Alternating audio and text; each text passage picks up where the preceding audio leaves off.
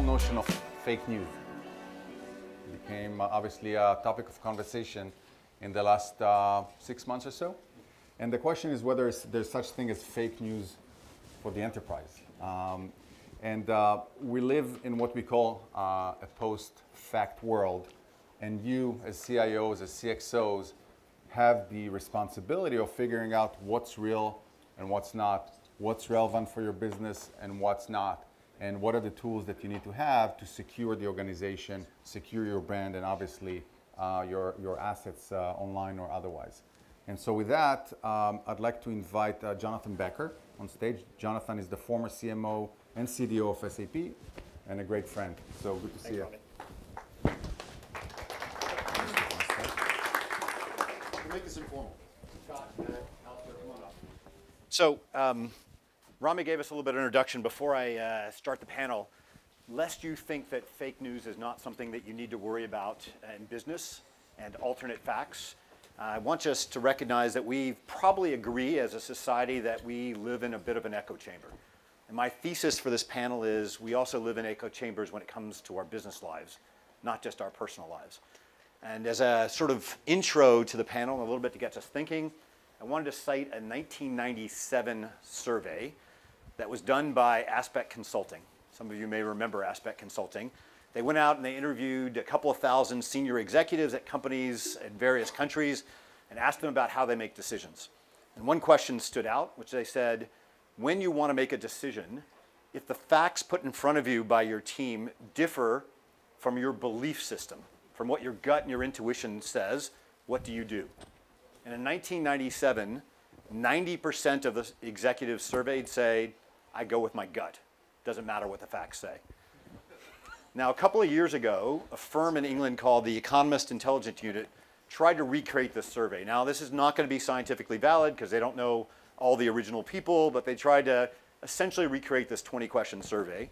And I focused in on the same question, which is 20 years later, when your gut differs from the facts, what do you do? And despite 20 years of investment in business intelligence, 20 years of investment in analytics, the fact that AI and ML is all the rage and the top of every mind, and the VCs we just heard are probably funding 100 companies a day with AI or ML in their description, 88% of executives said they still trust their gut more than they trust the data. So alternative facts is a reality of the world we live in our business and our personal lives, whether we want to accept it or not.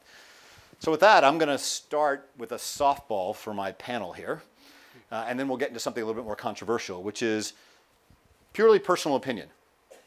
Over the last year, as we've learned that there is such thing as alternative facts, I used to think facts were facts, have you changed your approach to business? Have you been more skeptical of information that you've seen? Have you, not your personal life, we're keeping politics out of this discussion, even though we're late in the day and tequila is coming soon. Have you been more guarded when people present you facts? And Alistair, since you're the furthest from me, I'll ask you to start. Fair enough. Well, first of all, thank you. Thank you for having me. It is an alternative fact that I came here just for the tequila. But, I think that's actually a fact. Oh, okay. I'm already lying to you. This isn't starting off well. Yeah, definitely. In the news business, I always have to gauge whether information presented to me is fact, whether it's when I'm talking directly to a VC or reading a press release or checking out information online. Am I more vigilant now than I was a year ago? Probably. Scott? I've always been a data guy, so I'm skeptical. Well, it's in the name of your company, right? Yes, yeah. So. I'm always skeptical when someone tells me about their feelings or their beliefs, and so I don't know if much has changed for me as much as trying to press other people to come with data. Tell me how you arrived at that conclusion or that recommendation, and if you can't really back it up, let's talk about maybe how could we get at that data. But definitely checking the sources is the biggest challenge. And I think it was interesting because the talk about big data and all the data that we are generating and producing, sometimes we create our own fake news. We don't know how to interpret that information. So I think it's, for me, it's more just understanding the analytics that's going into data that's presented to you and questioning it the way you would at any other business decision. So we got two people on each side, and some set sense, Matt, you're in the middle of nothing is reliable. How do we make it more reliable? So have you changed your mental model? I think my mental model has changed a bit for data in the public domain. I think everybody here has begun to question what they read a little bit more, and I think that's a healthy thing. Within the professional environment, my attitude really hasn't changed too much. I've actually always been pretty skeptical, not of data, but the story the data tells, because going from it's no problem with the data, but going from data to information and information to knowledge, there's a lot of human intervention. And humans make a lot of mistakes, and sometimes humans look at analysis through the perspective of what they believe inherently. So subconsciously, they can structure the analysis to get to the outcome they want. You know, as Mark Twain famously kind of popularized, there are 3 types of lies. There's lies, damn lies, and statistics. So I think that's the challenge in this big data age, is not just distrusting the data, but really being able to evaluate the process from the data to the end story. And so I think I'm more skeptical of that in the professional environment than I've been in the past.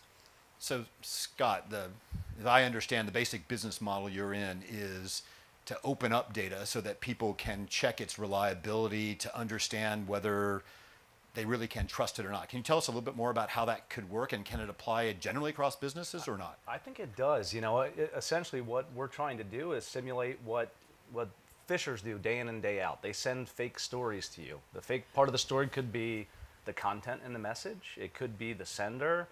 And they're trying to elicit some type of action from you. And I think what we learned there is it draws a really good parallel. We're helping humans think more critically about how do they interact with the information that's presented to them. In this case, it's an email, but can we take that and learn from that and parlay that into, can I make a better business? Can we make better decisions? Can we question how the analysis was done on something that's presented to me, and why may or may it not be factual? So I think there's a great opportunity there. So Scott, I don't want to put you on the point, but given that you're in the business of showing that humans are ultimately unreliable, do you have a funny story or a phishing scheme you can amuse the crowd with and late on a day? Absolutely. We have some great ones. And then I'll tell you that my faith in humanity is coming back. But, you know, sometimes we have to think. For the record, he lost his faith in humanity and is now being restored. Right here on stage. It's right here on stage. Yes. No, in a prior life. Yes. We have to come up with stories, right? And I will tell you, threat actors, they're kind of boring people. I've seen more. You have a fax coming in from a fax machine. You have a printer job that's in queue. These are not fun stories. So every once in a while, we pull off the creativity cap, and we came up with this one story that we wanted to tell the recipient of these simulated phishing emails. It was about a refrigerator webcam. And we loved this one because guess what? There's emotion for everyone. Who here has had their lunch stolen or anything stolen from a refrigerator? It's pretty annoying. So you're thinking like, yes, I finally got them. I'm going to be able to log into that webcam and see who they are. Then you have the people who are like, oh, I'm the stealer. I'm the thief. Uh-oh, I better not I have to check and see if I'm on that video. And then you have the rest of the population who's like, you've got to be kidding me. We wasted our money on this? Our company is just bonkers. And so we put that story out there. It's not used very frequently, but it elicits the behavior we desired, which is 70% of people interact with the message. So that's my funny story. You can't even imagine the types of things we can present to people that they will believe in, and that they will elicit a reaction. And that's what puts your businesses at risk, is we can actually pretty easily elicit reaction from human beings. I think we have another milestone today. For the last 5 years, the canonical Silicon Valley story was of the refrigerator as an IoT device reordering your milk. And now the refrigerator has a camera to see who steals your lunch. I think you've now changed the dialogue. There might be a VC in here who wants to invest in that, by the way. Probably, well, never mind. I won't say that. Work in progress. Yes, exactly. So, Alistair, you're in the news business. Everything we read and everything you've written is completely true. Or do you have a story or two It's mostly true. Do I have a story that's what? Say again? that might challenge our assumptions? Or when you write stories, how do you really feel about the reliability of things? Do you sole source on one source, or how do you do this? Well, I've been doing this long enough that, I'm kind of long in the tooth, so I have some institutional knowledge. So I recognize, I feel like I recognize patterns, I recognize names. But we did, when SoftBank set out to raise $100 billion,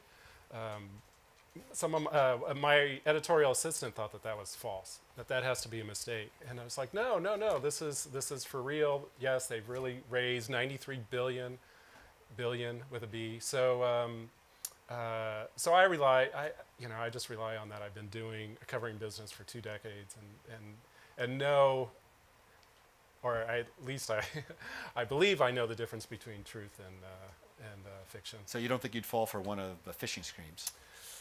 I'd like to think no, because, and I tell my kids all the time not to open emails they don't recognize. But yeah, you never know. There's that chance that a story we write based on a press release, or maybe someone has an axe to grind and they're giving us some information.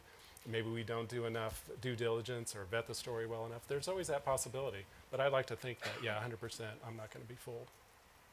Anybody want to give him a counterpoint to that? You think you could fool him? Yeah. Most likely. I mean, You've got me sized. Yeah, you're about to get a bunch of emails from this guy, so any given day. gauntlet thrown. So Matt, let's pivot back to business for a second. An awful lot of the claims we see in business have mathematical facts in them that seemingly are made up.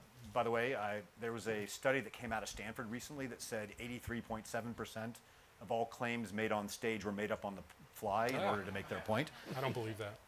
No, I thought it was 82%. Was it 82? I may not remember it correctly. It's directionally precise. But so is there an approach to this? I mean, I guess your basic business model really is trying to get people to talk about their underlying data, share it, et cetera. Can you tell the audience a little bit more about that and how that could work? Yeah, I think the fundamental challenge is that data is disconnected from context and information about that data that help people understand it.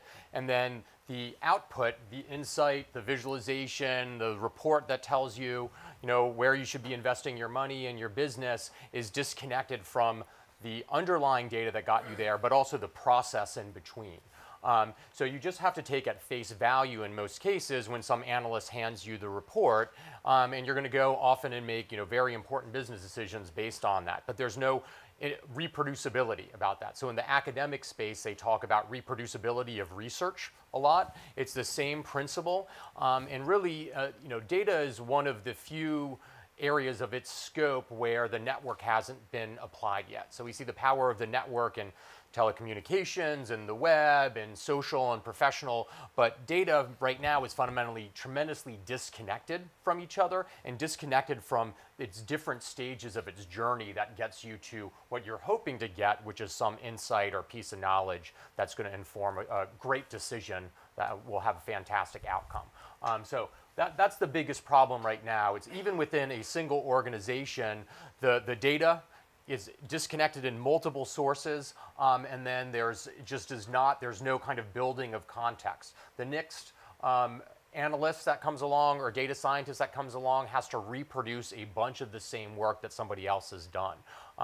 They talk about this a stat that many people quote, but nobody cites the origin. Right. But it's a common axiom. 80% of a data scientist's job is just simply understanding and wrangling the data to put it into a state where they can then do the valuable work, which is the analytics, the application building. So actually, I think that's another I made problem that with up. that. Yeah, you made that up. I'm the source. All right, so now I know the source. Thank you. Actually, so Alistair, I'm curious. I know you're on the business side more than you are on the traditional personal media side as well. But he just made the claim that reproducibility and understanding the source is an important factor to believing the report you read. But in some sense, that's anti-journalism. I mean, for a long time, journalists have protected their sources and said, I can't tell you why this news story is true because, divulging the source would not protect it, et cetera. Do you think there's ever going to be a change there? I mean, can you speak for First Amendment and all that? Well, I hope the First Amendment doesn't change. I wasn't, I didn't expect to talk about the Constitution, but you're in Silicon Valley. Yeah, you have I'm a journalist, to talk about so I have to. Yes, exactly. Well, definitely, yeah, you're asking me where is the information coming from? And, right. I see bots, automatically collecting our briefs and spitting out information on their own. So you do have to be skeptical of not just whether the information is true, but where did it come from? There's been a lack of sourcing. I see that kind of trend taking place, whether news publications don't source others on occasion, or I had that first, and maybe someone else is printing it as their own. So yeah, there's a combination of factors. So make it personal for you. If someone challenged one of your stories, would you divulge a source? Oh, if so, no. My first reaction is no. Hell no. I would rely on my years of journalism and say no. I don't know if I've been challenged recently, but I mean, in the current environment where people are attacking journalists and our integrity. But yeah, I would stay strong if someone were to question my authenticity. Okay. I also think there's a bit of a distinction between First Amendment source that you're protecting and some analysis that somebody has put out. I mean, this past week you saw both the Washington Post and the New York Times, when covering the scope of the Russian kind of fake advertisement involvement in the election, actually linked to underlying data when they were making claims that the extent of it was potentially much greater than what Facebook had even reported, and they linked to the underlying data. So this was somebody with Columbia University Data Journalism School. So I think there are some examples where you can link to data if it's analysis based, and in other cases you just can't divulge a source. So let's pick a controversial question now. I've let you guys be easy, which is, this audience is mostly filled with executives who have a legal responsibility often for their organizations, and they often back statements that their organizations made, which they can't necessarily personally check, whether it's financial information or operational information or other kind of information. But yet each of you are in the reliability business in some way. So do you think as executives they have a cultural, not just right, but do they need to change the culture of their organizations to avoid the fake news as well? Or if they're told something is true, can they say, I had no knowledge of that event? Who wants to go first? Scott, you're in the middle. I'll go. See, I told you it was going to be an uncomfortable question. No, it's a valid question. I come from an information security background, so we always had trust but verify. Yep. So you have to trust your data, but you have to go verify it at some point. So blind trust is going to get anyone in this room in hot water. So we can't operate on that model. Again, I think Matt said it very well, challenging the assumptions. How did we get to this conclusion? How did you create, maybe in our cases it's this report, or what's the process we went through to validate our financials? Do we trust that process? Do we understand what it actually means? And in challenging our organizations that way, I think that's where good leadership comes from, and I think that's a better way to do it. Blind trust gets most people in problems. Is blind trust the ultimate source of the problem you're trying to solve? Is that what causes most phishing? For our problem, yeah, a lot of it is an inherent trust. We trust things that we receive. We trust it because we've been told to trust it. We don't really have the analytical power sometimes as people to know what might look weird, or we weren't given tools or platforms to raise our hand electronically, in this case, to say, is this accurate? Is this real? And I think thinking about that as well, encouraging that questioning within our organizations. People should always feel entitled to ask questions or question the authenticity of data or other records that they're reviewing. So, Matt, I'll make you be awkward now, which is I've always had lots of Alistairs on my teams, which are experts in their fields, and they come to me and they say, no, don't worry, the story is true. Should I trust their 20 years of instincts, or should I didn't say mistrust, but where are you on this divide? Well, I mean, it's tough because, you're a busy man, right?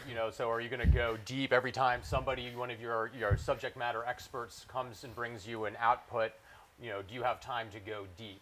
But even just the discipline of making things more reproducible, I think, improves the process. Just we jokingly call it, back to elementary school, like showing your work. Like, you just don't write the answer on the test. You actually have to show the process that got you there. And by showing the process, it's reproducible and provable. So you might not check the results, but if you wanted to, you could. And I think that gives a certain level of comfort and forces a higher level of quality.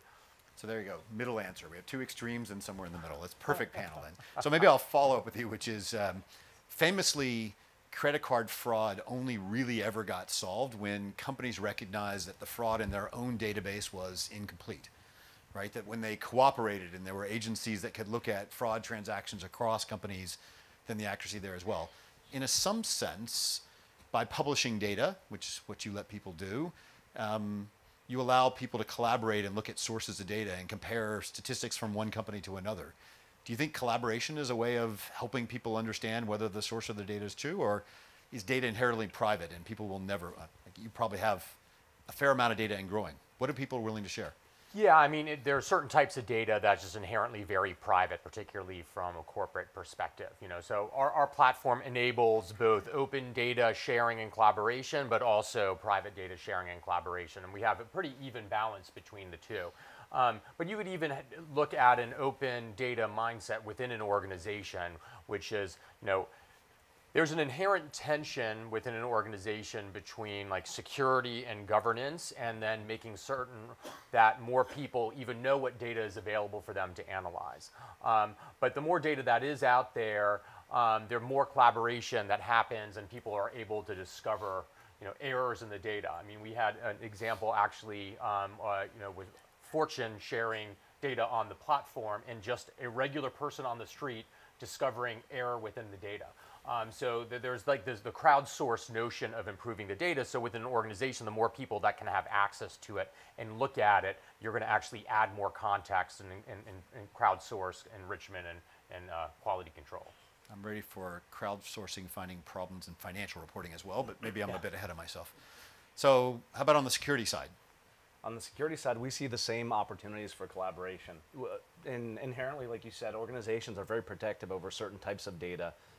If one of the organizations in here had a data breach, or a breach, or they were a phishing attack. Did you say if or when? When. Okay, just checking. So sometimes they're very reluctant, I should say, to share details about that. And so what we've actually seen in the security space is that it's the practitioners that are sharing, and they're sharing outside of the corporate bounds, which is it's an effective model, but it's not the right model because it's lacking the automation, it's lacking the analytics that we could tap into.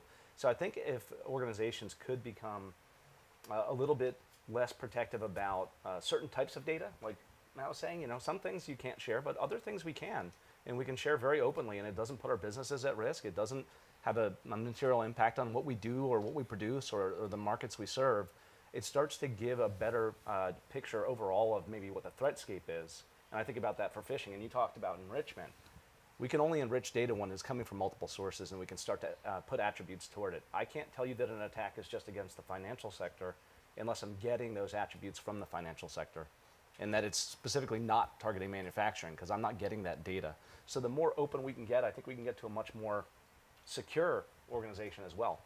So it's interesting. I mean, Silicon Valley prides itself on openness and radical transparency, but hasn't really yet come there for corporate data. We'll see if that ends up being an increasing trend. Okay, in the interest of time, I'm going to ask a lightning round question. Sure. Which is, everybody here is a busy exec. They know they have to worry about fake news or alternative facts or whatever you are on that. My question is, what's one piece of advice that you would give them on how they should change what they do every day, how they should think about it mentally? You can use it as a general purpose. Don't trust anything you can read. You can use it within your domain, but give them one thing that they should think about slightly different than they probably did this morning when they woke up, which will last through however much tequila we have later on today as well. So it's got to be memorable. So Alistair, I'll start with you. Fair enough. I would say be skeptical. We heard that on the panel today. That's the journalist credo. But yeah, one bit of advice is don't lie. Journalists know when you lie. No one in here, of course, but I've talked to many executives who lie all the time. So yeah, just be truthful. Okay. So far we got the be truthful. I would say be wary of power words when you're in conversations you're reading. I feel, these warm fuzzy terms that don't have data or facts behind them. Okay. For me, it would be the more you can connect data to its context, data dictionary, where it was created, the methodology of its collection, and to its output along with that process, the more you're going to accelerate the data work and improve the quality of the data work. So it's about linking all the artifacts around data and not just the simple data file. Sounds good. Do we have time for questions? We have time for 2 questions. In this environment of fake news and the visceral emotional response that people have to the topic now, do you find that it also changes the notion of how it's being perceived in business in your respective domains? I'm not seeing that there's been a big change. Because it's interesting. Again, I always look out for those power words. There's a lot of opinion-based content out there. I especially think about social media. It's very rarely backed by facts, but people are still, I would say, if anything, accelerating that opinion-based and non-fact-based communication and type of data and facts, or baseless facts, I should say. So I don't know if it's changing. Maybe at the executive level we have an opportunity. But I'd say, at the people we rely on day in and day out, they are latching on to this concept and creating their own fake news, so to say. Yeah, and I'd say too, we're all human and we have various cognitive dysfunctions, right? And a big one is confirmation bias. So you could sit here and tell me 5 things. I'm going to latch on to the one thing that confirms something that I have a gut is true. So be wary of your own confirmation bias as you're looking at data and output. Yeah, Rami, I would say, I want to add here that most definitely it's visceral.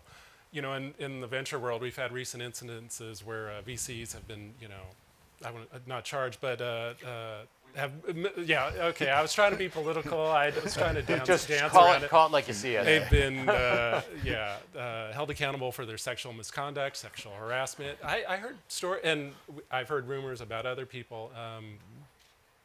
And I've heard stories that, oh yeah, that's not true, or no, or their first reaction is, no way, I couldn't believe it. And yeah, I wonder if maybe fake news contributed to their reaction to those stories that we heard over the summer, most definitely. Hi, my name is Palavan from Metro. Question more from a business context. Do you think, yeah, you guys hear me? Yes. Question is, does regulation help bring, or rather avoid, alternative facts in business? I mean, you see a lot of regulation in banking, healthcare, that I think keep people true to the facts. Do you support regulation, more regulation for ensuring that stays that way? Or does less regulation help? I'm struggling to see how regulation could help here, because it wouldn't prevent us necessarily from misinterpreting data and creating a story that's fake within our organizations.